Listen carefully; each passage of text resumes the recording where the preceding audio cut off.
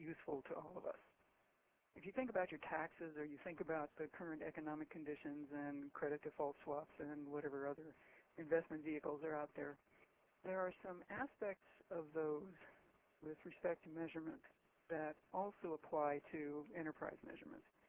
That is, if we had our druthers, we would like to see those measures being ones that have transparency, consistency, and something else I'll use is parsimony. That is, we would like to have just enough data, no more, but just enough for us to handle the situations at hand. So when we think about our investments, we would certainly like to see transparency in the data that we get about those measurements, telling us exactly what's going on behind them. We would like consistency in the measures that are used to represent our various investments, and we would certainly like a limited number of measures to deal with, some parsimony in measures. So that applies to taxes, that applies to business investments. It also applies to enterprise measurement. So when we think about what makes it useful, we'll be thinking about things like those three aspects. As we get started, we'll look first at some concerns and issues about measurements in our introduction, and then we will look at the kinds of needs in an enterprise that appear to the executive level, to the organizations below those, perhaps divisions or departments, to the working units in which the work actually gets done. In some places, these are areas managed by directors. In some cases, they're managed by project managers. And then supporting the whole organization. What common measures are there? Why do we want common measures? And then summarize where we've been. So the keys here we're looking for are things like transparency, so that everybody at all levels of the organization can see the information they need to get their jobs done. But consistency, so that each level of the organization is using the same kind of data from the same sources, and parsimony and having as few sources as possible to meet everybody's needs. You often see in an organization that measurement is an aggregation of a loose array of measures, often things that have been developed over time for meeting a particular need at a particular time, or serving some purpose to address a specific goal for internal or external purposes. These things may lead to a very disjoint situation. And so what we'd like to do in most organizations is periodically step back and say, what is it that we're trying to accomplish with our measurement program? And we have something that's a consistent way of looking at things. And so we have two major classes of activities, those that align measurement with the needs of the organization and its people, and those activities that provide the results, that collect, analyze, and report the results. So in thinking about alignment, we want measures that we're using throughout the organization to be established in support of objectives. So why are we measuring? What are we trying to accomplish? In order to accomplish those things, we identify what information people need to manage the work underway or to monitor progress to the objectives that we've set. And based on those needs, we look at what is possible to be gathered as measures and then develop measures to meet those needs, figure out how we're going to collect and manage the data, what analysis is needed. So all of that is part of our alignment and planning to be sure that we're going to get what we need. And then in addition, once those results come in, those who are collecting the measures need to be faithful about using the data they get for decision making or monitoring progress to the objectives at hand. If that's not happening, it may be because of one of these inhibitors to sound measurement in the organization.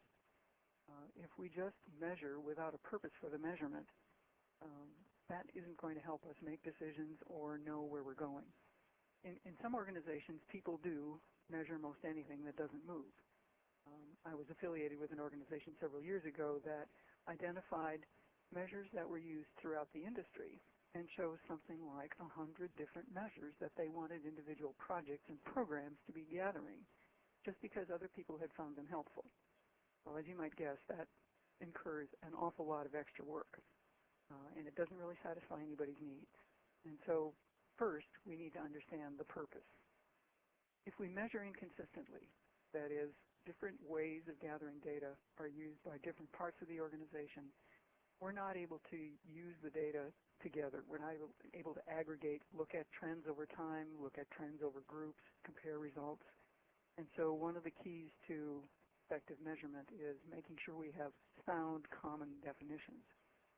And one of the greatest inhibitors is that people find that measurement takes too much time. If we're not using measures that take advantage of data that comes from the work, that is a direct result of doing the work, we often are creating data. We're creating values that don't really exist in the environment, and that causes us to take too much time. So we talk about trying to avoid that by using organic measurement. That is, take advantage of whatever is already in the environment and use that data to drive an understanding of what's going on. As I was saying, there are many disjoint programs, and this slide shows in each colored block something that might have developed on its own rather than being part of a coordinated measurement program. So perhaps at the enterprise level, a CEO some number of years ago put together a scorecard. And as in those scorecards, it looks at revenue things, it looks at market share, it looks at personnel, it looks at various kinds of skill levels. And perhaps in a sales environment, a couple of years later, somebody started looking at customers there another way, looking at sales and the incentives offered, trends, salary trends, and things like that. So the person in that organization who started that effort probably had a focus on making sure that their results were good for the sales organization, but didn't necessarily relate them to what was going on in the CEO's collection. In the green box, we have things that might have come up with some particular development organization, where again, there's a concern about staffing and headcount, but is it the same concern that's in the CEO's collection? This one apparently started long ago, so it may not be related to that, or it may be. So we see a lot of standard kind of work measures in that block. And then in the lower right, we've got a particular project whose system started years after the rest of these, and it's looking at some of the classic project measures. So the question when you see this is, how are these things related to each other? What data from which ones supports which ones? And so we might be able to trace some of the information in the sales measures back to revenue trends. It could be that what's there is supporting the revenue trends of the CEO.